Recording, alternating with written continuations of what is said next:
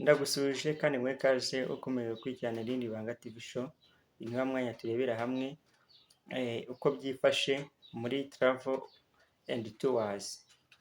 So rero uyu munsi tugiye kuvuga ku ki? Tugiye kuvuga ukuntu ushobora gutravolinga mu bihugu bigiye bitandukanye bya Europe, mu bihugu bya Canada, mu bihugu bya Asia bitagusabye visa.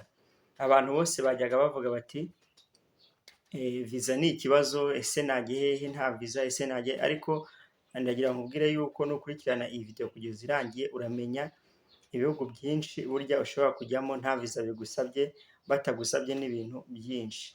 Rero niba uri mushyashya hano kanda subscribe, like, share and comment kugira ngo tujye dukomezanya kubana muri video z'ubutaha. So rero n'abatindiye reka dutangire. Ikintu cya mbere ugomba kumenya yuko hari ibihugu byinshi burya umunyarwanda yemerewe kujyayo cyangwa yemerewe kutravolingira muri ibyo bihugu nta visa bamusabye, cyane cyane ibihugu bya Europe, ibihugu bya Amerika, ibihugu bya Asia. Ni kenshi uzumva abantu bakubwira bati ntabwo nshobora kugenda nta visa, bafite impungenge nyinshi za visa uko nk'uko mubizi ababikoze ndetse n'abatarabikora, kubona visa ntabwo ari ikintu kiba cyoroshye, ni ikintu gisaba ubwitange, ni ikintu gisaba mbese umurava. Ntabwo visa ari ikintu gihabwa buri umwe wese. So rero icyo nakubwira ni uko hari ahantu henshi umuntu ashobora kunyura, hari ahantu henshi umuntu ashobora kujya mu gihe wifuza kujya mu mahanga, mu gihe wifuza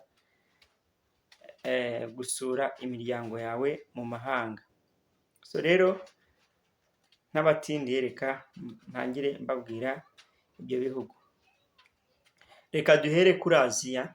Burya wari uzi ko muri Aziya hari ibihugu byinshi ushobora kujyayo nta visa bagusabye? Yes, ibyo bihugu cyane cyane burya wari uzi ko muri Qatar burya umunyarwanda ajyayo nta visa bamusabye? Yego, muri Qatar ushobora kujyayo nta visa, ndetse n'ibindi bihugu byinshi wajyayo nta visa bagusabye. Ushobora kujya gucekinga kuri website ya Rwanda Free Visa Countries, uzahita ubona ibihugu bigiye bitandukanye umunyarwanda yemerewe kujyamo nta visa, ndetse n'ibindi bihugu umunyarwanda agenda bakamuha visa ageze muri icyo gihugu. Icyo witwaza wowe ni amadolari 50. Noneho iyo ugezeyo urayishyura kuri airport y'icyo gihugu bakaguhereza visa. Hari video nakoze hasi muzayibona aho umunyarwanda yemerewe kujya nta visa bamusabye, ariko reka mbabwire, yagenda babwira ibihugu by'ingenzi kandi ibihugu ushobora kubyazamo umusaruro nyine. Wenda nka Qatar umunyarwanda yemerewe kujyayo nta visa afite. Icyo ukora wowe gura tike y'indege, ubundi ukaba ufite na pasiporo. Wenda niba uteganya kuzamarayo imyaka 2 cyangwa se imyaka 3, urumva ugomba kuba ufite pasiporo ivalide y'imyaka 2 cyangwa se muri valide y'imyaka 3. Nta kindi ukora rero, ubwo ugura tike ukagenda. Ubwo ikintu ugomba kumenya, iyo ufitiye abantu bazakwakira uragenda bakakwakira, iyo udafitiye abantu ukodesha hotel ukamenya ahantu uzaba muri hotel. Yes. Noneho icyo ni igihugu kimwe nakubwira ushobora kujyamo, ariko hari n'ibindi bihugu bisaba ama e-visa bidasaba kujya kuri embassy, nka za Dubai. Za Dubai ni e-visa, ntabwo bigusaba kujya muri embassy za Bangkok, za Hong Kong, ibyo bihugu byinshi, za Malaysia, ibihugu byose umunyarwanda ashobora kujyayo rwose nta kikango afite. Ndetse n'Ubuhinde burya ubu ngubu bayisize muri e-visa, nawe ushobora kujyayo nta kibazo ufite. So rero ibyo ni ibihugu byo muri Aziya. Nagushishikariza niba wenda wumva ushaka kujya mu bihugu bya Aziya, ibyo ni ibihugu ushobora kujya. Uretse ko burya na China visa yaho kuyibona iroroshye. Icyo ukora ushaka icyo bita invitation letter, then wamara kubona invitation letter uradeposa, bahita bagusubiza nta bintu by'ama interview bagukoresha, uragenda ugatanga bagahita baguhereza visa, cyane cyane nka visa za business ndetse na student visa barayiguha. So rero ibyo ni ibihugu byo muri Aziya kandi wumva ko biteye imbere. Reka tuze mu bihugu bya Europe. Wari uzi ko ubu ngubu ushobora kujya mu bihugu bya Europe nta visa usabwe? Ushobora kumbwira uti ntabwo bishoboka kuko Europe usaba kuba ufite visa kugira ngo ujye, ariko icyo nakubwira ntabwo bisaba kuba ufite visa. Reka nkubwire, tuvuge nk'urugero ushaka kujya muri Europe. Wari uzi ko igihugu cyitwa Cyprus ku banyamahanga cyane cyane abaturutse mu Rwanda nta visa babasaba? Yes, nta visa bagusaba, kandi Cyprus ni igihugu cyiza, ni igihugu giteye imbere ndetse ni igihugu gihemba neza kuko gihemba amayero 1000 ku kwezi ku muntu udafite dokima, nyine kuri ba bandi baba batarize, ba bandi baba badafite dokima, baguhemba ka kazi kadasaba skills, baguhemba amadolari 1000, amayero 1000 kuzamura. Mbaza uti ushobora kujya Cyprus gute? Icyo ukora Cyprus ushobora kujyayo mu buryo butandukanye. Ushobora kujya ugiye gusura inshuti zawe, ushobora kujya ugiye no kwiga, nabyo birashoboka. Ariko icyo nakubwira burya nta visa basaba kandi ni ahantu heza, ni ahantu Cyprus hari igice kimwe kiri kuri Turukiya, hari n'ikindi gice kiri ku Bugereki. Yes. Ubwo rero icyo gice kiri ku Bugereki urumva ko biroroshye kuba wava Cyprus ukajya mu Bugereki, ukajya Poland, ukajya Germany, ukajya n'ahandi hantu hatandukanye. Yes. Noneho wari uzi ko ikindi gihugu ku munyarwanda ubu ngubu icyo bita Cook Island nayo umunyarwanda yemeye kujyayo nta visa afite. Ugakubitaho ikindi gihugu cyitwa New Zealand bakuyeho visa ku munyarwanda, ntabwo bikeneye kuba wajya muri New Zealand ushatse visa cyangwa se ugiye gusaba visa muri embassy. Ubu ngubu byaroroshye, baguha icyo bita e-visa cyangwa se electronic visa. Wambaza uti ese kugira ngo ubone electronic visa ubigenza gute? Wowe icyo ukora ujya kuri website ya New Zealand, then ukaprayinga e-visa. Urayapurayinga, wakwereka ibisabwa, hari dokima bagusaba ukuzuzamo. Iyo usoje kuzuzamo izo dokima, hari option ihitiza ya payment, ukishyura amafaranga ukishyura amafaranga ya visa, ubundi utegereza hagati y'ibyumweru 3, iyo bikabije ukwezi babaye guhaye. Yes. So ibyo ni ibihugu byo muri Europe ushobora kujyamo batagusabye visa. Reka turebe rero mu bindi bihugu umunyarwanda ashobora kujyayo batamusabye visa. Wari uzi ko igihugu cyo muri Amerika cyitwa Barbados umunyarwanda yemereye kujyayo nta visa bamusabye? Yes, babyumvise neza. Barbados cyangwa se kwa Rihana, hari abavuga kwa Rihana, nyine kwa aho Rihana avuka, ni mu gihugu cyitwa Barbados. Umunyarwanda yemereye kujyayo nta visa bamusabye. Icyo wowe ukora, gura tike y'indege yonyine. Yes, gura tike y'indege warangiza ukagenda. Urumva icyitonderwa, ibyo bihugu byose navuze umunyarwanda ajyayo nta visa bamusabye. Hari n'ibihugu byinshi, nzagenda babwira ibihugu byinshi, ariko cyane ibyo ni ibihugu mbabwiye umuntu ashobora kwifashisha. Kandi ibihugu ngiye umunsi navuze ibihugu biteye imbere, ibihugu ushobora kugiraho ubuzima bwiza. Ariko mumanuke hasi hari video ivuga ibihugu umunyarwanda yemereye kujyayo nta visa bamusabye. Iyo video muyirebe neza, murahita musobanukirwa ibintu birambuye. hari ibihugu umuntu ajyayo nta viza, cyane cyane ibyo muri Afurika, ibyo muri Aziya, ibyo muri Europe, ibyo muri Amerika, ibihugu bigiye bitandukanye. Uyu munsi rero mvuze ku bihugu bifite ubuzima bwiza, umunyarwanda ashobora kujyayo n'ubundi ukaba ntawe utaniye na ba bandi bajya muri Canada cyangwa muri Amerika cyangwa ahandi hose bumva abantu birirwa batangira amafaranga bashya, ugasanga ni ikibazo na viza ntibayibonye kandi imitungo yabo yarahagendeye. So rero ibyo ni ibihugu umunyarwanda yemerewe kujyayo nta viza bamusabye. Ariko reka mbabwire ikintu kimwe nababwira, ni uko ibihugu byose nubwo mbivuze gutyo umunyarwanda yajyayo nta viza bamusabye, ariko hari icyo ibyo bihugu bigusaba, kuko ibihugu byinshi ntabwo biba bishaka abantu b'inzererezi, abantu bagenda ugasanga bari ku mihanda, abantu bagenda ugasanga nyine ni umuntu ubuzima bwacanze. Biba bisaba kujyayo ufitiye abantu babayo, cyangwa se ugashaka hoteli uzashikiramo. Yego, ya hoteli izakwakira, iyo hoteli iyo uyishatse uragenda ukaba muri hoteli ukamaramo iminsi runaka. Ubwo haba hariho icyo nababwira, haba harimo amakampani menshi ashaka abakozi. Wowe icyo ukora wapurayinga akazi, yego wapurayinga akazi ukagenda ugakora ako kazi. So rero icyo nababwira ni uko ubu ngubu hari uburyo bwinshi umunyarwanda ashobora kugenda akabona visa.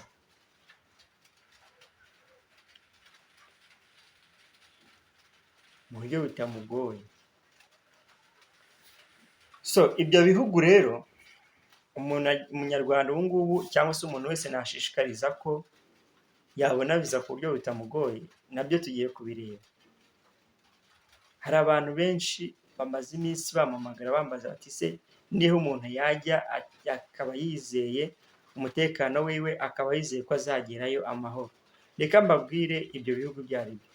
Nk'ubu dufite ibihugu bigiye bitandukanye, cyane tuvuge nka Canada nubwo abantu bayitinya, ugasanga baratinya, bitwara amafaranga menshi, bigira gute, ariko burya Canada iri mu bihugu bidatwara amafaranga menshi ku muntu ushaka kujya muri Canada.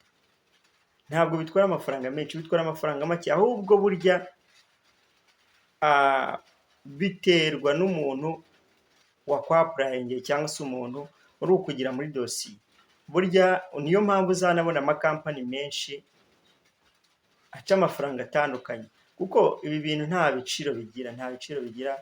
Uba wamenya ngo ibiciro bimeze gute, ese bizagenda gute. Hoya umuntu arakubwira ati ngewe bitewe n'ukuntu nkumva, ngewe rwose urampa ibihumbi 20 by'idolari. Hari n'ugira avuga ati ngewe urampa 300. Iminsi yashize hari umuntu wanteye story arambwira ati ngewe umuntu yanciye amadolari 300 ashakira viza ya Canada. Birashoboka cyane pe, ahubwo biterwa n'umuntu uri bukore iyo serivisi, biterwa n'umuntu uko akubona. Iyo umuntu akubona ufite amafaranga wagiye umwiyemeraho, arayaguca amafaranga menshi. Kandi burya icyo nababwira, kwa purayinga viza ntabwo uwo mu agenti cyangwa se kampani iba ifite ijambo rya nyuma mu guhabwa viza cyangwa se mu kuyikwimisha. Ahubwo burya icyo kampani igufasha kwaranjinga iyo document. Bakavuga bati turabizi iki gihugu kiniki gisaba amafaranga ya naya, gisaba documents nizi kugira ngo ugereho, no kuba wujuje ibisabwa ibi n'ibi. Bakagufasha kugushakira bya bisabwa, niba ari bank statement, niba ari asset, bira by'imitungo n'ibindi bitandukanye, bakabigufasha bakabigushakira mu gihe wowe ntabyo ufite. Icyo nicyo kampani igiriraho umumaro ku muntu ushaka kujya mu mahanga ariko akaba atujuje ibisabwa. Ariko ibindi burya ntibagakubeshye, nawe ushobora kubyikorera. Gusa nk'uko muzi ko mu Rwanda hariho irembo hariho irembo agent, hakabaho n'irembo rya citizen. No kuvuga ngo nawe ubwawe ushobora kwa accessinga ku irembo ukikorera dokima, yes, ukayaprintinga, ukayitwara, niba hari aho bayigutumye ukayibajyanira. Ibyo ngibyo ndashaka kuzabibigisha uko ushobora kwiyapuringira ibintu ku irembo, like nka pasiporo, ibyangombwa by'ubutaka, byo kugira by'imisoro, byose ukabyikorera utiriwe ujya gushaka umuntu ubigufasha, byose birashoboka. Rero ni nk'ibintu byo kwapuringa nabyo ushobora kubyikora, ariko impamvu abantu benshi bajya gushaka ababibafasha ni uko ntabwo ubisobanukiwe. Twumvikane, iyo udashoboye ikintu ntabwo ugishoboye. Mu gihe rero ugiye kugikora utagishoboye ukora amakosa. Iyo ukoze amakosa n'ahandi wimwa viza nyine birumvikana, ariko ndakubwiza ukuri ibintu birashoboka. Uramutse ufite amakuru, uramutse warabyize ukabizi neza, urabyikorera utiriwe utanga amafaranga. Iyo utanga amafaranga ya viza cyangwa se ya admission cyangwa se ya work permit cyangwa se n'ibindi ukaba wanakwiyapurayingira. So rero icyo wenda tutagiye kure ndi kubasobanurira, icyo nababwira, ubu ngubu Canada ni igihugu cyoroshye, ni igihugu wajyamo udasabwe viza, yes, udasabwe amafaranga menshi yo kugira ngo ubone viza. None se nawe, like wenda nkatwe, reka nihereho urugero, muri kampani yacu amadolari 1000 yonyine arahagije kuba twagushakira ibisabwa byose ukabona na viza. Gusa amadolari 1000 ni menshi? Ni makeya cyane rwose. Noneho like Poland naho burya ni ahantu ushobora kujya. Poland ho ntibasaba na skills, ntabwo basaba kuba warize amashuri waragize gute, waraminuje. Poland fa kuba wiyaminiya gusa, uwo ushaka work permit ukayibona, ushobora kugenda ukajya Poland. Naho ntabwo basaba amafaranga menshi, amafaranga makeya cyane. Ikindi nababwira, burya icyo nababwira, muzajye mwita ku kintu bita dokima, kuko burya ibintu byose cyangwa se viza ibishingiye kuri dokima. Ubundi hari abantu bumva ngo bafite invitation letter, bafite work permit, bafite admission letter bakumva birahagije. Oya, hari icyo bita supporting document, za dokima bagusaba ziyongera kuri ya admission letter, ya work permit, ya invitation letter. Nongere mbabwire, hari abantu bamaze iminsi bambaza bati se ko twashaka invitation letter ya Canada si bihagije? Oya, kuba ufite invitation letter yo gusura cyangwa se ya tourism ntabwo bihagije. Kuba umuntu uri hariya muri Canada yarakubwiye ngo azakwakira, kumenya ibyo ngibyo ntabwo bihagije. Hakenewe na za dokima zawe kugira ngo bigaragare ko hari aho uvuye, wari usanzwe ukora, wari usanzwe ufite business, usanzwe ufite ibintu mu Rwanda. Ibyo ngibyo bigaragaza ko uzagaruka. Ariko wowe uragiye ufashe invitation letter urayijyanye muri ambasade, uravuze ngo umuntu azanyishingira, bahita babona ko uri umuntu uri aho ngaho nyine ukeneye ubufasha, bahita babona ko n'uzagera hari utazagaruka. Yego, bahita babona ko utazagaruka. Nose niba wenda nk'ubu nka Canada bafite politike ivuga ngo bagabanya abanyamahanga binjira muri Canada, urumva abazahita babona yuko wowe nta kindi kikujyanye, ugiye gushaka imibereho, ntabwo ufite gahunda yo kugaruka. Ntabwo ufite gahunda yo kugaruka. None niba udafite gahunda yo kugaruka, urumva baguha viza se? Ntabwo bashobora guha viza, bishoboka, negative. So rero icyo nakubwira wowe, banza uvuge ngo nzajya gusaba viza, ariko nanjye ntabwo nzagenda meze nk'ingegera, nzagenda afite aho mvuye. Niba udafite n'iyo mitungo, niba udafite bank statement, hari abantu bakora ako kazi ko kubigushakira, wowe ukabaha amafaranga, bo bakagukora akazi kabo bakabigushakira, dokima bakayitunganya ukayishyira ku murongo. Yes, so rero ibyo byose biba bishoboka. Ureke wenda hari n'ikindi kintu nababwira, mujye mugerageza mushake ubundi buryo bwo kugenda. Hari abantu, ntimugakunde ibintu bya make. Ibintu bya make aba ari ibya make, kandi ibintu bya make biba birimo risk. wowe n'upanga kugenda uzabanze witegure bihagije ku buryo wumva nyine ko ufite gahunda witeguye bihagije, apana bya bintu byo kumva ngo ko ntekereje kugenda ngo nagenda. My friend, uzashya uzashya, ndabikubwiye, uzashya, uzahura n'ibibazo kuko uzashyiramo amafaranga, uzagira hagati wumve ubone hari ibyo ukeneye kandi nta mafaranga ufite, kuko bakubwiye yuko kujya hanze byoroshye, kujya muri kiriya gihugu ntibigoye, bariya barakurya bagira, ariko reka nkubwire ngo njya hari nk'umuntu njya uza akampereza dokima ziwe kambwa abanyafaranga, yambwira ntabwo bishoboka.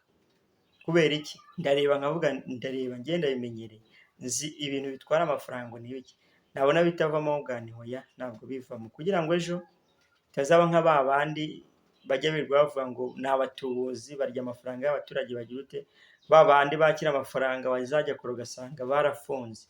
Kubera iki barafunze? Nyine uko ibyo bumva ko bazakora ntabyo bakoze, kandi amafaranga barayatanze cyangwa barayariye, ntibafite andi yo kubasubiza. None urumva we wakora iki uretse kwirukanka nyine ugahunga? So rero niyo mpamvu babwira ngo pay attention, mugende gakeya muri ibi. Niba ugiye gukora ikintu gitegure, shaka umuntu akwigire umushinga. Buriya kujya hanze ni umushinga ukomeye, nubwo abantu babikerensa bakumva ko ari ibintu biri aho, ariko kujya hanze ni umushinga ukomeye, ntabwo ari ibintu biri aho ngaho umuntu abyuka mu gitondo ukumva ngo ndagiye. Ugiye hehe? Ugiye hehe? Ariko uzi kujya mu kindi gihugu cy'abandi ukajyayo uri aho ngaho, nose ninde uzakwakira? Can you imagine? Byonyine wenda niba utuye no mu cyaro bakakuzana i Kigali, habwa ngo wabaho gute? Ushobora kubaho gute? Ugiye mu kirere utamenyereye, ugiye mu mico y'abantu utamenyereye, rimwe na rimwe nta n'ururimi uzi neza, wenda ngo nugerayo uziyadaputa kuba usanzeyo. Ibintu byose ni ukwiga. Noneho nurangiza wumve ngo ndagiye. Ugiye hehe? Ko hari handi uzagerayo, hari nk'abantu tujya tuganira bakambwira ngo shango ni nyine, ukumva bamwe bahavuga n'abandi bahavuga neza, nyine biriya ni ukuri. Hari abo hanze habera heza, hari no hanze habera habi, hakagukaranga. Ubundi ugiye hanze utarateguye urugendo rwawe, utazi ibyo ugiye gukora, harakubihira, hakubera habi. Nako mwajyaga mwumva indirimbo ngo nisubire mu cyaro Kigali irananiye. Kigali igezemo nayo irakunana. Can you imagine? None ikunana ari igihugu cyawe. Ibaze noneho kujya mu gihugu cy'abandi, biteye ubwoba mw'abantu. Ni hano ugera nyine ugakora akazi udashaka, none utagakoze wabaho ute? Ni hano uzagera nyine, hari nabo njya numva ngo babagurishiriza impyiko, abandi ngo babafata ku ngufu, abandi ngo babambura ibyangombwa, kuko nyine ntabwo uzi aho bariza. Niba ugiye hanze mu buryo bunyuranyije n'amategeko, ntabwo nyine ninde uzagutabara?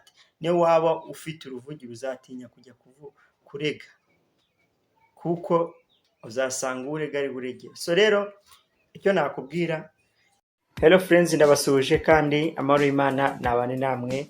Nk'uko bisanzwe mumenyereye rero, uyu ni wa mwanya tubagezaho ibiganiro by'ubwenge, ibiganiro bigenda bivuga uburyo ushobora kubona visa, uburyo ushobora kubona work permit, uburyo ushobora kubona admission, ndetse n'ibindi bigiye bitandukanye wowe wifuza gutravelinga cyangwa se wifuza gutura mu mahanga. Uyu munsi rero turavuga uyu munsi tugiye kuvuga ku kintu bita work permit, Poland work permit, cyangwa se uburyo ukora muri Poland.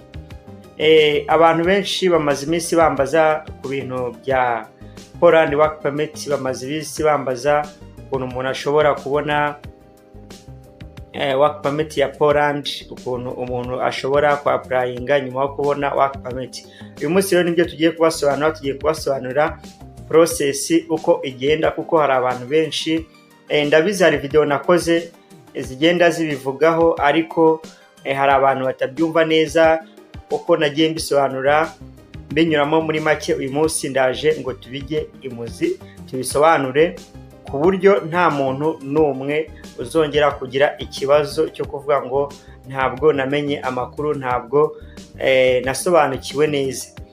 Ikintu cya mbere nakubwira rero, wowe ushaka kujya gukora mu mahanga, nakubwira ko bishoboka.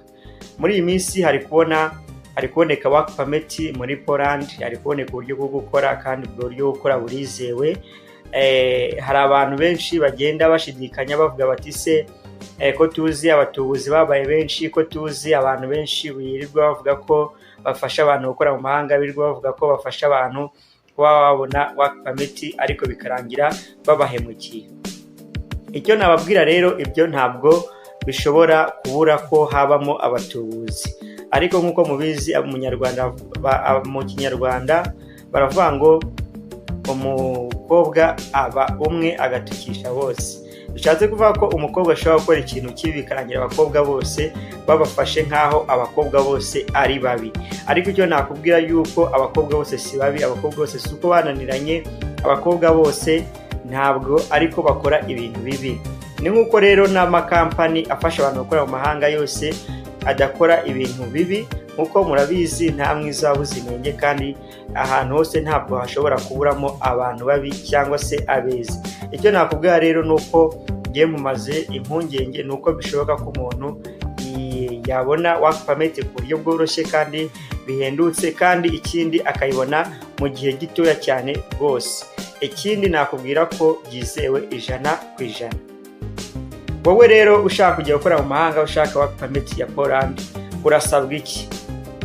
Icyo usabwa, ikintu cya mbere ugomba kuba warabiteguye, ukaba neza uvuga uti ngewe ndashaka kujya gukora mu mahanga, koko ndashaka gukora mu mahanga, cyane cyane gukora muri Poland. Ibyo ukaba ubizi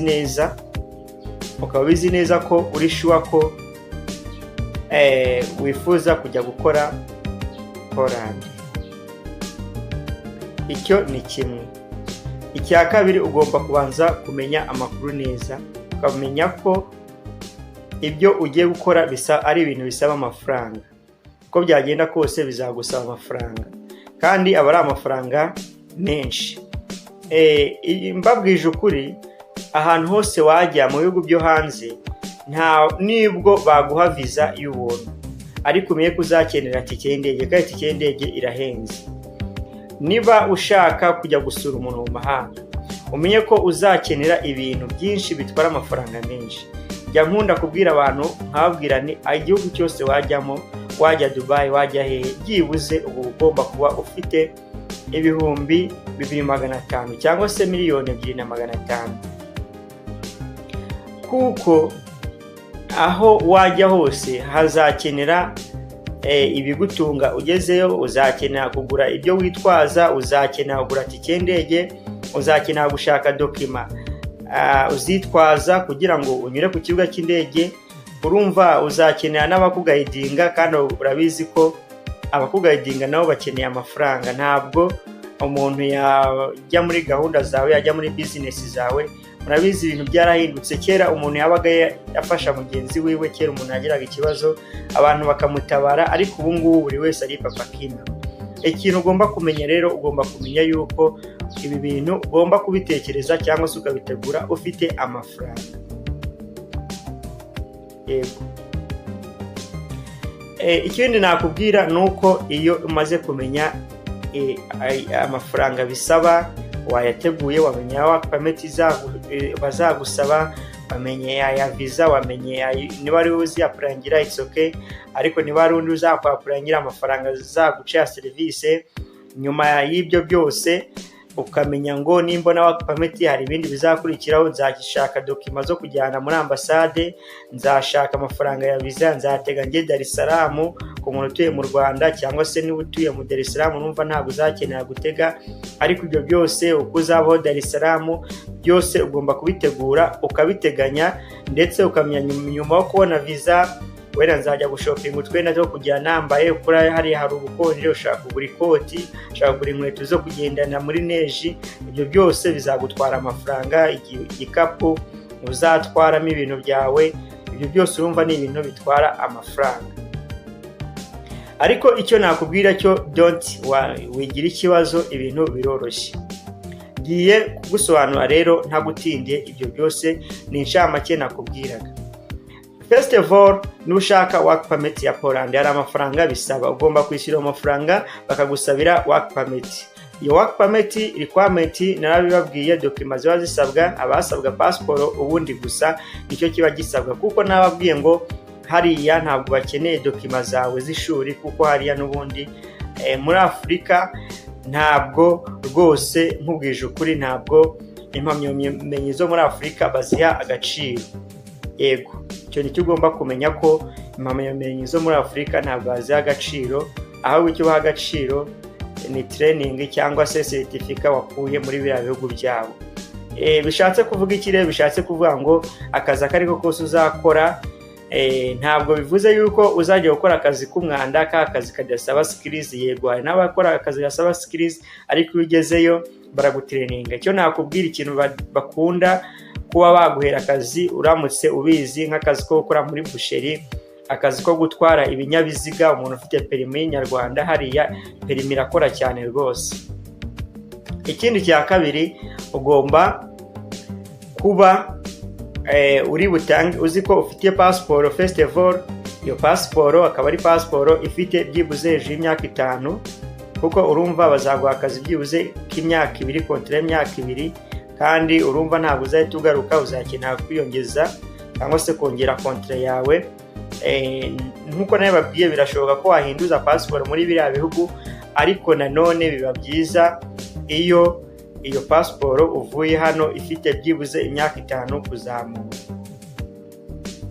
Ikindi ugomba kumenya ko abantu bagiye gushakira work permit mugomba gukorana amasezerano. Ukakorana amasezerano uko work permit, iyo ugiye kuri website ya Poland government bakubwira ko byibuze work permit itwara amezi 3 kugira ngo ibe yakugezeho. Ariko twebwe hari amakampani dukorana nayo ku buryo dushobora kwihutisha processing time, bikaba nk'ukwezi kumwe cyangwa se byakabya ntabwo bishobora kurenga amezi 2. Icyo ni ikindi. Ubwo iyo umaze kujyana kontra na kampani igiye gushakira work permit, ubwo uratuza ugategereza ya misi baguhaye. Iyo ya misi baguhaye ishize, cyangwa se na mbere yaho baguha permit, barangiza bakakwapurangira visa. Icyo gihe bakora visa application. Visa application iyo irangiye bagusabira appointment. Iyi appointment ni amatariki baguha yo kujya kudepoza muri embassy ya Poland iri Dar es Salaam. Ubwo iyo birangiye utegereza ya tariki baguhaye ko igera, warangiza ukajya muri ambasade. Ariko muri ibyo byose hari ikintu ugomba kumenya, ari cyo cy'ingenzi cyangwa kubabwira. Hari nk'abantu nagiye naprayingira, impamvu iyi video nyikoze, hari abantu nagiye naprayingira ugasanga ntabwo nabasobanuriye, nzi ko ari abantu babisobanukiwe, ntabwo nabasobanuriye byimazeyo, ariko nyuma yaho bakaza kumbwira bati se kutatubwiye ko ibi bintu birimo, kutatubwiye ko ibi bintu birimo. Izo ni imbogamizi nagiye mpura nazo, ariko ndashaka kugira ngo noneho abantu bose bafite amatsiko, eske iyo ubonye work permit, nyuma work permit bigenda gute? Iyo ubonye work permit rero, ikintu ugomba kwibaza gikurikira. Ugomba kwibaza icyo bita proof of paid application fee. Ubwo icyo ni ukuvuga ngo bitewe nuko utishyura mbere, uweho ikintu ukora ujyana amafaranga yo kwishyura visa fee. Iyo visa fee aba ari ibihumbi 100, aba ari amadolari 100. Ikindi ugomba kuzuza icyo bita application form nkuko nabibabwiye. Yego. Ikindi ugomba kuba ufite aho uvuye niba wakoraga muri sector runaka, ugomba kuba ufite contract cyangwa se ufite igihamya yuko wari usanzwe ukora. Nacyo kiba cyiza iyo ukitwaje. Noneho ikindi ukomba kuba ufite icyo bita health insurance, yes, cyangwa se travel insurance. Iyo travel insurance bagusaba, iyo insurance ujya kuyigura muri hari abantu bazigurisha muri UAP, niyo yatsindiye isoko ku bantu bose bashaka kujya Poland mu buryo bwa cyase mu buryo bw'akazi. Ujya muri UAP, ni kampani ikora hano mu Rwanda, uragenda bakaguhereza iyo insurance. Bitandukanye n'izindi zose za Schengen. Muri Schengen niho bakoresha za Radiant, zaki, ahantu hose uragenda bakaguha insurance. Ariko iyi health insurance cyangwa se company travel insurance, iyi ni insurance ugenda ukagurira muri UAP, gura $500 hano mu gihugu, ariko muri Poland ubonye umuntu yituma ayikubonera ku $300. Yes. None ikindi ni passport nk'ibisanzwe. Iyi passport nayo basobanuye, ntabwo nibwo ngiye kwisubiramo. Ikindi bagusaba icyo bita criminal record, ni igipapuro kigaragaza ko utafunzwe.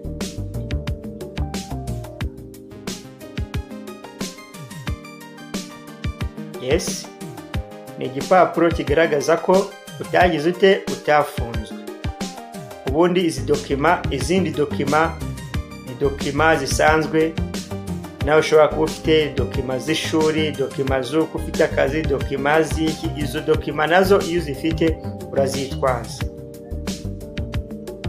Ubwo iyo birangiye wamaze kubona dokima, wamaze gukora visa application, wabonye appointment, uragenda muri ambassade ukadepoza. None wamara kudepoza ugategereza iminsi baguha, ukazajya gufata visa. Noneho ushobora kuvuga uti se iyo ufashe visa, nyuma ya visa bigenda gute? Iyo usoje gufata visa cyangwa se iyo baguhaye visa, wemerewe kuba wajya gukora muri Poland. Ikintu ukora, uraza ukagura tike y'indege. Wamara kugura tike y'indege, hano hariho icyo bita ikindi ntababwiye, ni uko ugomba mu bintu byose ugomba kwitwaza icyo bita flight booking. Iyo yo uyikora mbere yo gukora visa application, kuko iyo flight booking ni booking igaragaza igihe uzagendera n'igihe uzagarukira. Ikindi ugomba kuba ufite ya work permit wakuye muri Poland bakoherereje, iri original. Nongere mbabwire ngo Poland ntabwo yemera ibintu bitari original. Ibintu byose bigomba kuba biri original. Iyo work permit igomba kuba irimo amafaranga uzakorera, igomba kuba irimo ibyo bakwemerera babaza gukora, niba bazagabura, niba bazagucumbikira. Ibyo byose amakuru abarimo mu gihe batazagucumbikira, ubwo usabwa icyo bita accommodation letter. Ni accommodation letter, ushaka inzu iri Poland ukayikodesha, amasezerano y'iyo nzu baguhaye niyo uzana ukajyana muri Poland ari kumwe na work permit.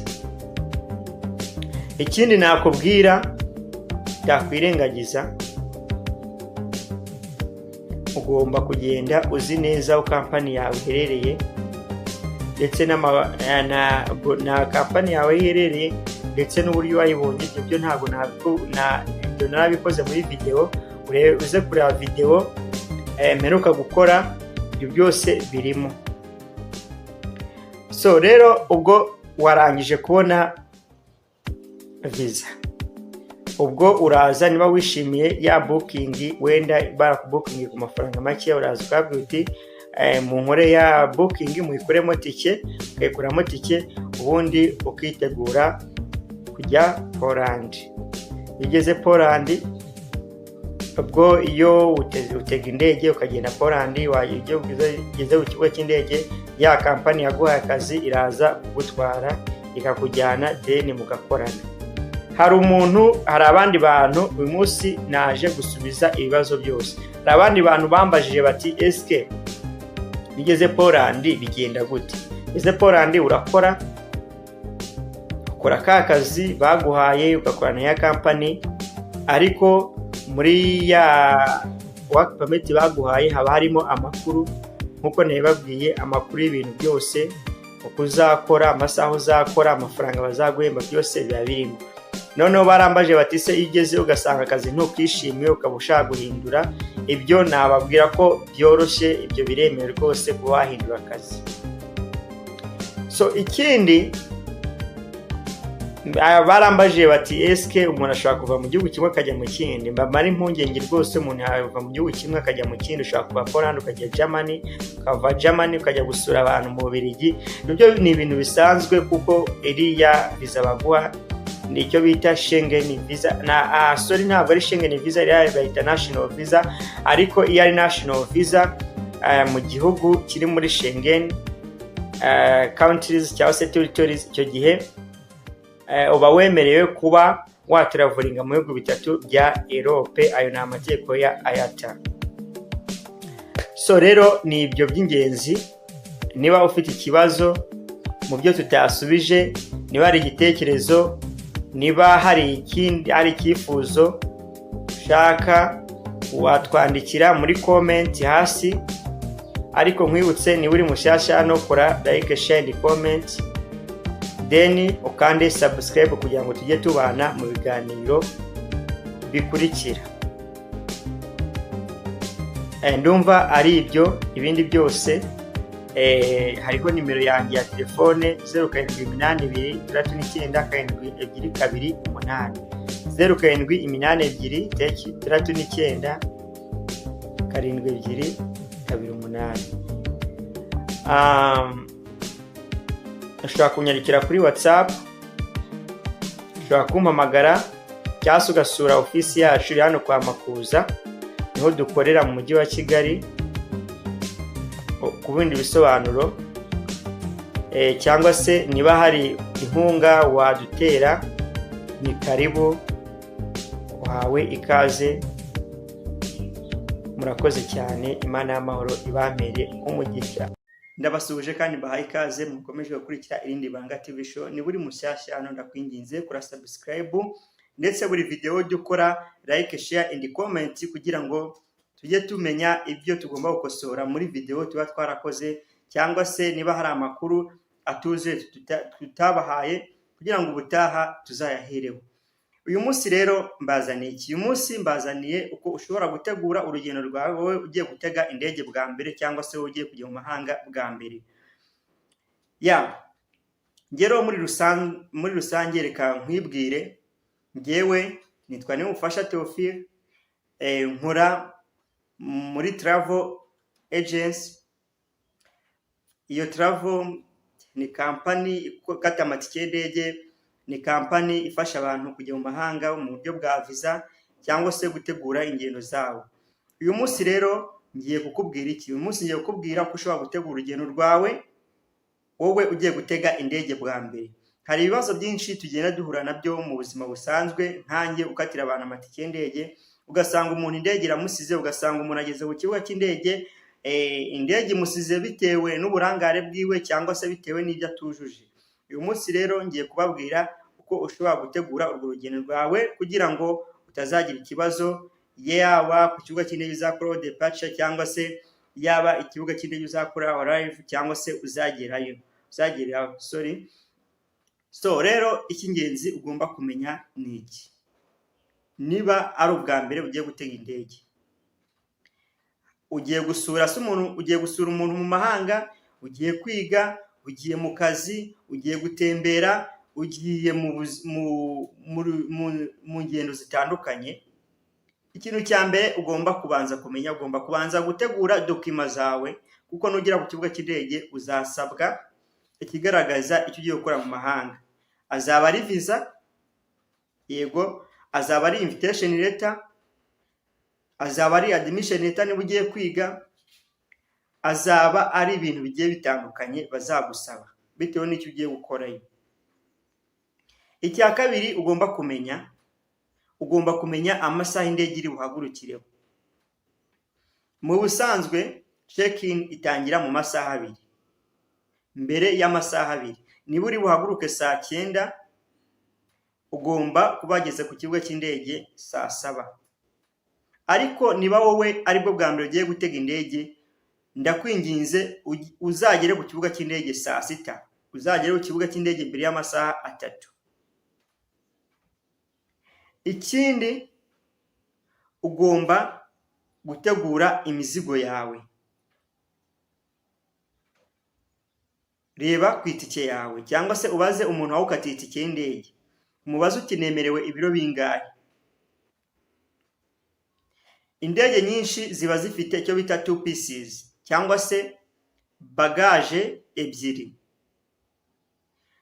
Buri bagage iba ifite ibiro 23, ibiro 23. Ubwo iyo ari 2 pieces uba wemerewe ibiro 46. Ariko muri ibyo biro 46 hari ibindi uba wemerewe mu ntoki, ibiro 10 byo mu ntoki, kaga kapu ko mu ntoki.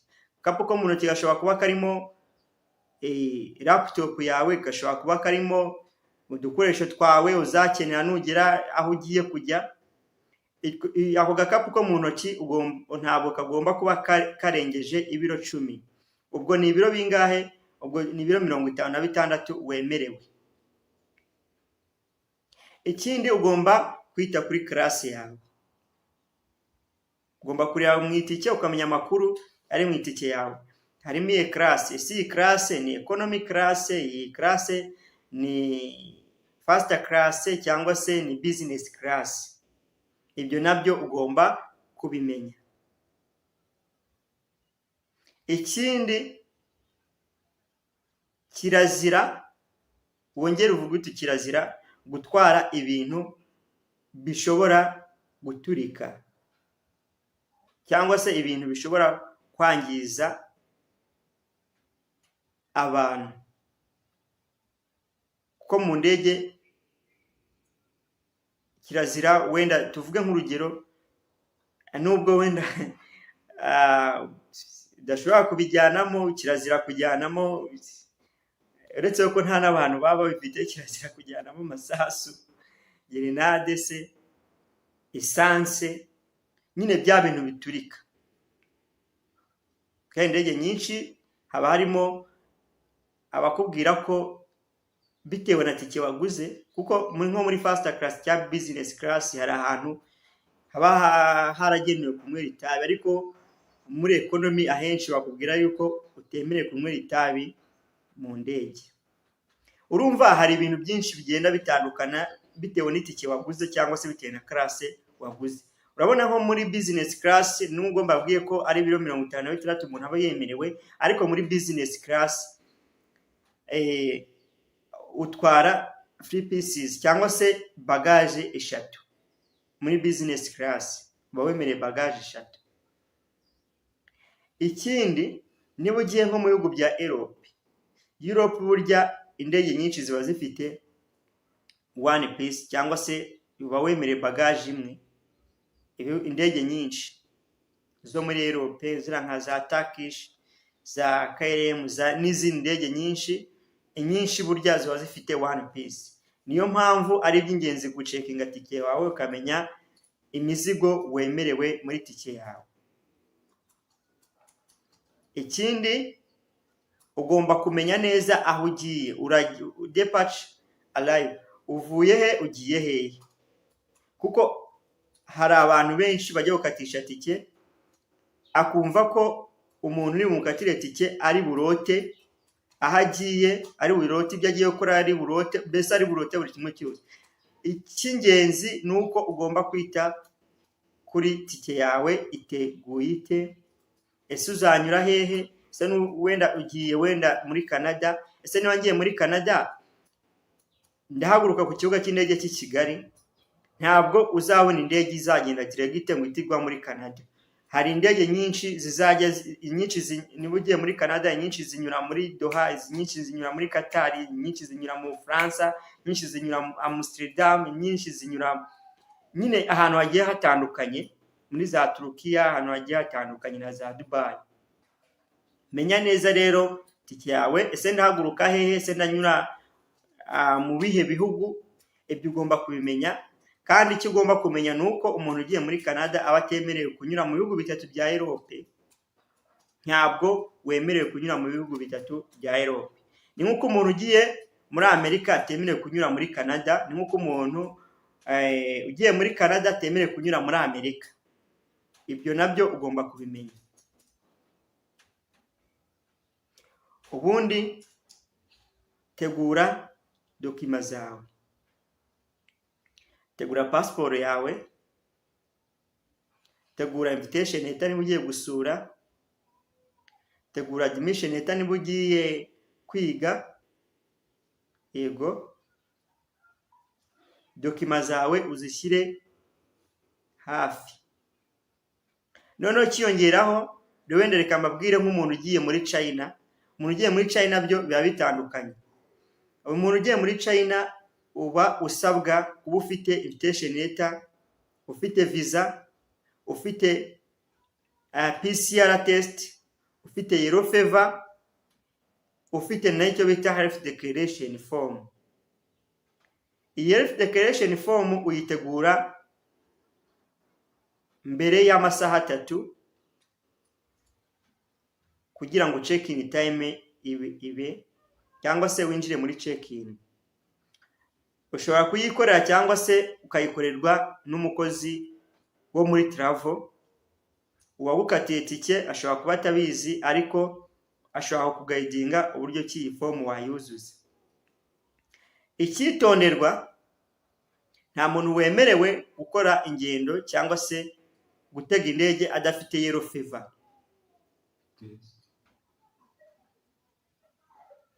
Adafite na covid test. Iyi covid test ni PCR test, ntabwo ari rapid test, ni PCR test. Yego, ibyo nibyo by'ingenzi wategura cyangwa se wakwitaho mu gihe ugiye gutega indege aribwo bwa mbere. Murakoze cyane. Ubutaha tuzarebera hamwe uko ushobora gucekinga. Hello, ndabasuje mwe mwese mukomeje gukurikira irindi banga TV show. Amahoro y'Imana nabane namwe, kandi nizere ko icyumweru cyabereye kimwe cy'umugisha, mwagiye gusenga, Imana yabanye namwe. Uyu munsi rero tugiye kuvuga ku iki? Uyu munsi tugiye kuvuga nkuko dusanzwe tubivuga ku bintu by'amaviza, ku kuntu ushobora kubona akazi mu mahanga, ndetse no kuntu ushobora kujya kwiga mu mahanga we wifuza kujya kwiga. Uyu munsi rero tugiye kuvuga ku iki? Tugiye kuvuga ku cyo bita Poland Study Permit cyangwa se Poland Work Permit. Yego, tubivugaho ari bibiri. Icyo ngusaba, kanda subscribe, like, share and comment kugira ngo tujye dukomeza kubana. Icyo nakwibutsa nuko ahantu ari buzakura amakuru yizewe, amakuru atarimo igihuha na kimwe, kuko turi abanyamwuga nibyo dukora, ndetse abakiriya twagiye dufasha baturutse kuri iyi channel. Nabasaba kugira ngo mujye muza gutanga ubuhamya kugira ngo abantu batwizere, cyangwa se abantu babone ko ibyo tuvuga ari bya nyabyo. Ndetse rimwe na rimwe hari umunsi nzafata mbatembereze office yacu, mbereke abadukorana, mbereke ko ibyo tuvuga ndetse n'ibyo dukora ari ibintu byizewe. Dufite abafatanyabikorwa mu mahanga, za Canada, za Europe, za US, ahantu hatandukanye, za Asia nka Dubai, Qatar, ndetse n'ahandi hose, za Turkiya, za Cyprus, za Italy, za Germany, ndetse n'ahandi hose hagiye hatandukanye. Uyu munsi rero tugiye kuvuga ku iki? Tugiye kuvuga kuri work permit, ushobora kubona work permit, ushobora kubona admission letter muri Poland. N'abatinde rero, ikintu cya mbere ugomba kuba ufite passport nk'umuntu wifuza gutravelinga mu mahanga. Ikindi cya kabiri, ugomba kuba uwarize byibuze ufite impamyabumenyi, yaba si ya segonderi, ya kaminuza, cyangwa se ufite certificate warakoze training, bitewe nuko cyane muri minsi abantu aho iterambere igeze, si ngombwa ko waba ugira diplome, ariko ni byiza. Gusa si ngombwa ko hari n'abiga imyuga kandi ugasanga iyo myuga yarabatraininze ndetse n'abahanga mu byo bakora.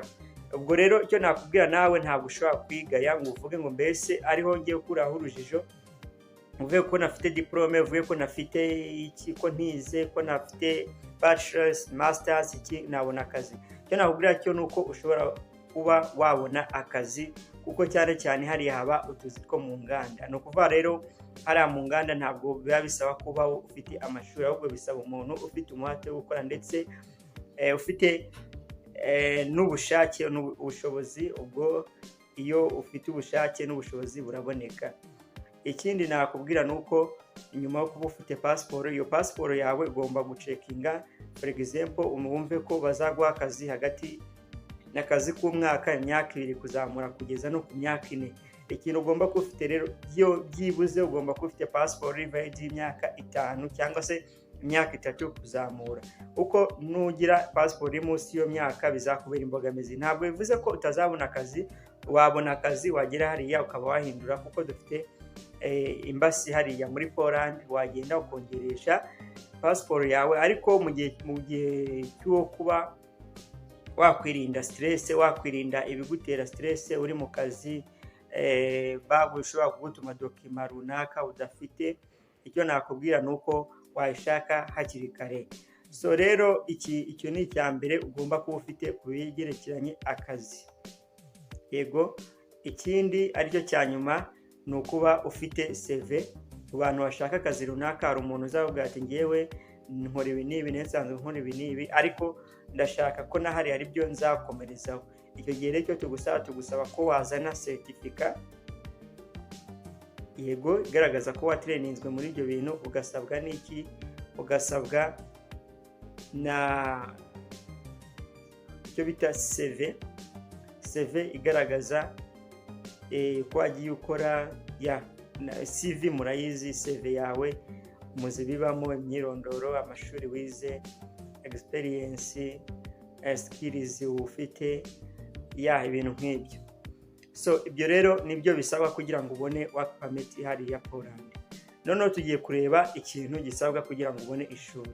Hano ruzingiye, ejo bundi hagiye gufungura amashuri, icyo bita Match-Tech, hagiye kuba admission letter. Ubu ngubu guhera mu kwambara zaba ya openinze cyangwa se yafunguye.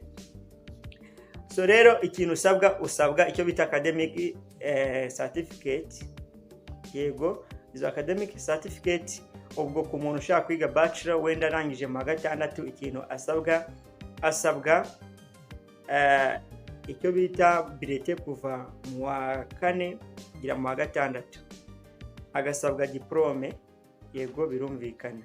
Agasabwa na certificate igaragaza ko wize mu Cyongereza. Iyi certificate narababwiye ku biganiro nakoze ubushize, ntabwo ari izi za TOEFL, za Duolingo, za TEF ndetse n'izindi. Oya, ni izi certificate batanga ku bigo. Kujya ku kigo wizeho ukabasaba iyo certificate igaragaza ko wize mu Cyongereza. Hari ibigo bigiye bitandukanye. Ngiye nsanzwe menyereye yuko hari ibigo bizigurisha 10, 15, ariko hari n'abandi. Nk'ubu hari umukiriya amerutse gukorera, yamweho ikigo cyabo bayitangira 5,000. Ubwo biterwa n'ikigo wizeho, kiragenda kikagucaginga amafaranga, kikavuga amafaranga akeneye kugira ngo bayiguhe, ariko ntabwo ihenda kandi uhita uyibona. Abo ni abantu bashaka kwiga bachelor basoje amashuri yisumbuye. Ikindi usabwa pasiporo, ugasaba ko izo dokima zawe ujya kuzinotifia kwa noteri. Yego. Ikindi cya kabiri usabwa, iyo umaze kujya kuzinotifia kwa noteri, hari ibigo bisaba ko izo dokima ujya kuzitranslatinga zikaba ziri mu Polish, ariko ibyo bigo ntabwo bikunze kuba ari byinshi, kereka iyo iki kigo bitewe na program ushaka kigutetse kujya kuzitranslatinga, nabyo urabikora. So ibiyo ubwo tuvuye kuri bachelor ku bantu basoje mu 6 secondaire, reka tujye noneho kubifitiye icyo bita bachelor degree, bashaka kujya kwiga masters. Icyo usabwa iriya ziriya transcript. Yego. Ikindi ugasabwa bachelor degree yawe. Ikindi nawe usabwa English certificate igaragaza ko wize amasomo yawe mu Cyongereza. Ikindi usabwa recommendation letter. Nawe usabwa kujya kuzinotifia kwa noteri yego wamara kuzinotifiya ubwo urasabwa na pasiporo.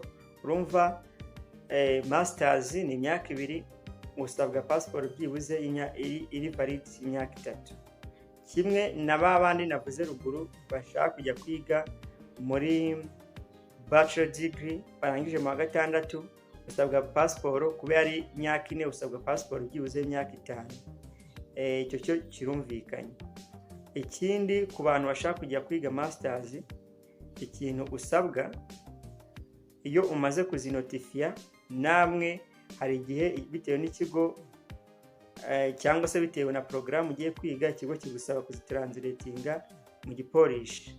Ubwo icyo ukora ujya kuzitranslatinga mu gipolish. Ikitonderwa, document zinotifiwa cyangwa se document zitranslatingwa mu gipolish ntabwo ari document original. Urumva nta muntu wemerewe kujya kumodifiya cyangwa se kweditinga cyangwa se gukora ibindi bikorwa kuri document original. Icyo ni ikitonderwa. Icyo ukora uragenda bakayisikana, then iyo basikanye bakagira ute akaba ariyo batranslatinga, akaba ariyo banagira ute bananotifiya. Ibyo byo birumvikanye. Ejo hatazagira umuntu ugenda akajyana diplome yiwe akayijyana bagateramo amakashi, cyangwa se akajyana diplome yiwe ugasanga yikoreyemo ibindi bintu ngo ari gutranslatinga. Icyo gihe nkwibutse yuko izaba igize ubusembwa kandi n'uwabikoze azakurikiranwa n'amategeko. Ibyo rero nibyo nababwira ku bantu bashaka kujya kwiga hanze, ku bantu bashaka kujya kwiga Poland by'umwihariko nibyo musabwa. Noneho tugiye ku cyo bita payment. Ikitonderwa ni ukuvuga ngo iyo uzanye document yawe ugiye kwa applyinga, cyangwa se hari n'abandi basanzwe babyikoreye, hari icyo bita registration fee, amafaranga ugomba kuyategura ku ruhande. Hakaba hariho n'icyo bita amafaranga y'ishuri, school fee, ubwo nayo ugomba kuyategura. Kuko hariya icyo nabibutsa, ntabwo ushobora kujya muri embassy kujya kudepoza utajyanye borudero igaragaza yuko wishyuye amafaranga y'igihembwe cya mbere ku ishuri. Uragenda ubwo twayita deposit. Ayo mafaranga ikiza cyayo, iyo utabonye visa urayasubizwa. Ntabwo ari amafaranga non-refundable, ni amafaranga asubizwa. Icyo nicyo nababwira. Ikindi wenda reka tube ubwo tuvuye ku bintu by'amashuri, cyangwa se tuvuye kuri process yo gusaba admission letter. Wabonye admission letter, ikintu ugomba kumenya mbere yo kwa applyinga, hari abantu batabwiza abantu kuri, ugasanga rimwe na rimwe nk'ubu nanjye hari case igeze imbaho na applyingira umuntu, mwapplyingira ishuri, namubwiye ibisabwa kugira ngo abone admission letter. Then kuko we yari yaje ambwira ati ndashaka admission letter first of all, ndayimushakira. Then ageze kuri step ya visa, ikintu cyamubayeho yabuze amafaranga. Yego, yabuze amafaranga yo gukomeza process. Ubwo rero ikintu nakubwira nuko ikintu ari umuntu ushaka admission letter n'umuntu ushaka work permit, ugomba kumenya yuko bazakubaza icyo bita insurance. Iyi insurance yishyurwa amafaranga $500 iyo uyiguriye hano mu gihugu. Iyo uyiguriye Poland, ubwo uyigurira Poland ushaka umuntu kugura, cyangwa se ni company ya kwapplyingiye ushaka kuyigurira hariya Poland, yishyurwa amafaranga $300. Icyo nicyo ugomba kumenya kandi nicyo ugomba kuzirikana mbere na mbere. Ubwo ibindi byose ni ibisanzwe. Ikindi ugomba kubuzi ko ugomba kuba ufite bank statement iriho byibuze $8,000,000 kuzamura. Ariko ubwo nabashaka kujya kwiga, abashaka kujya mu kazi bo nta bank statement usabwa, kuko ako kazi kaguha icyo bita work permit, kakaguha icyo bita accommodation. Ubwo bigaragaza yuko bazakwishingira ibyo uzakenera byose. Ni ukuvuga ngo nta bank statement uzasabwa. So rero ikintu nakubwira nuko ubwo gahunda nuko zimeze, nuko nabanyuramo muri makeya.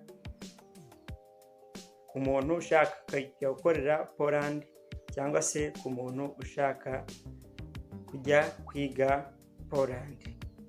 Icyo nabibutsa ni uko dufite kampani ikora izo serivisi, dufite kampani ikora amatike y'indege, dufite kampani ikora visa, amatike y'indege ni ku ndege izo arizo zose, airline, ushaka itike yo kugenda kuri Rwanda, ushaka itike yo kugenda Turkish, KLM, ushaka kugenda na Delta, ushaka kugenda na Base, indege zose waba ushaka dukorana nazo kandi ku giciro utasanga ahandi.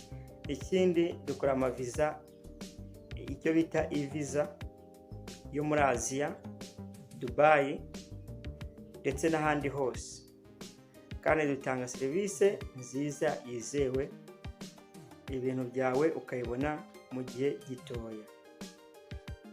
Wenda sinasoza ntabahaye nimero ushaka kunshaka, nubwo nimero rimwe na rimwe muzajye mureba ku mavideo nakoze, nimero ziba ziriho ndetse no muri description hasi ndazandikamo, nta kibazo, mujye mucekinga. Ushaka serivisi iyo ari yo yose, washaka kujya Canada, washaka kujya Amerika, washaka kujya muri Turukiya, washaka kujya muri Poland, washaka kujya mu Butaliyani, ahantu hose waba wifuza kujya uraduhamagara tukakurangira aho dukorera. Ni hano kwa Makuza, niho ofisi yacu iri, ukaza tukakwereka ibisabwa, tukakubwira uko gahunda zimeze.